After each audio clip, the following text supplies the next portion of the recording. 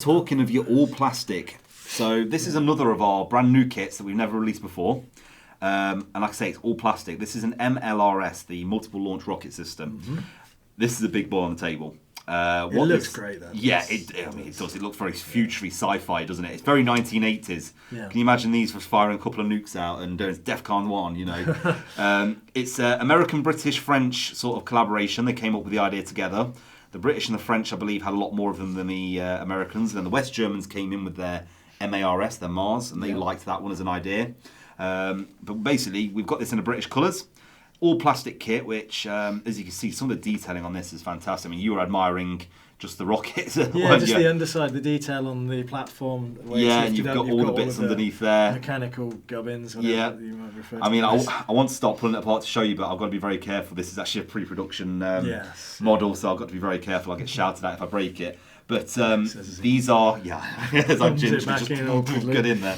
But these are out again mid-February to the end of February. Yeah. It's a British and an American kit. Yeah. So the Americans used it, the British used it. In future supplements to the West Germans and the NATO, you'll probably see them being able to be used. Yep. And the idea is that you get a lot of these on the table. So I think the British can take up to 4. Yep. Because of how the rules work for rocket launchers, they actually count each sort of team, which is one sort of truck / tank / battery, counts as 2 firing units when it's in the game. Yeah. That means you get to saturate the ground with lots of template fire.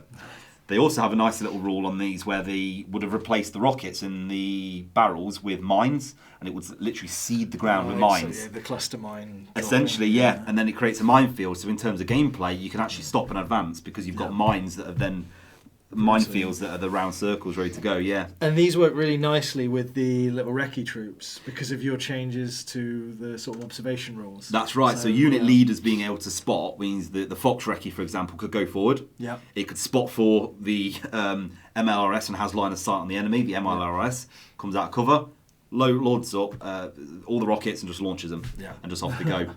Now, the key difference with these is they're very good at what they do in terms of firepower, but they are very brittle. So, looking at the stats... Zero front armour, 0 side armour, top armour of 1. Yeah. So, it's the same top armour as the M109 that we looked at earlier, but the M109 has better armour on the front and the sides because it's more of a tank converted to artillery. Pretty much everything in this doesn't want to be hit from the top.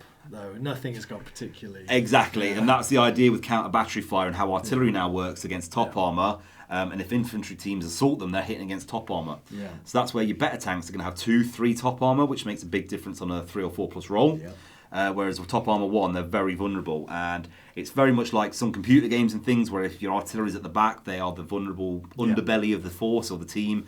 So yeah, you need to be very careful with how these are used in your games. So you need to not open up a flank to get to them.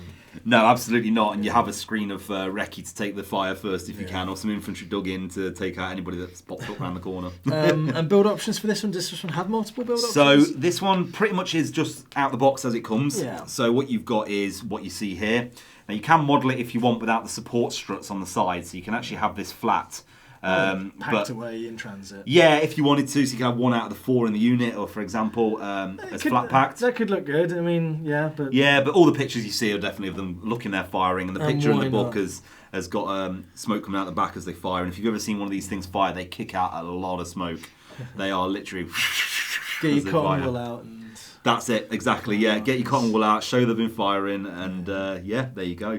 Massive range, 120 inches. Yeah, inches. 120 range. Inches. So there, you'll be covering the whole board. You are covering the whole board. So even if you're playing lengthways across a 6x4 gaming table, you are definitely covering the whole board, even diagonally. Maybe not quite your 20-foot table, whatever it is you've got. At the back of the British book is 12x6, but even then they're still able to be supporting role, and that's their idea. Yeah. The idea is they are supporting. They're not meant to be on front lines, so they sit back and they do what they're good at. Hide in the woods, shoot, disappear. Yeah, and that's the idea. They were a shoot and scoot type force when they were built. Yeah. They were designed on these trucks with the space tracks to get in and out of cover very quickly, so the counter battery fire didn't actually damage them too much. Yeah. So tank unit, minelets, MLRS. So that's awesome. And that's from the MLRS medium rocket battery box. Absolutely, yeah.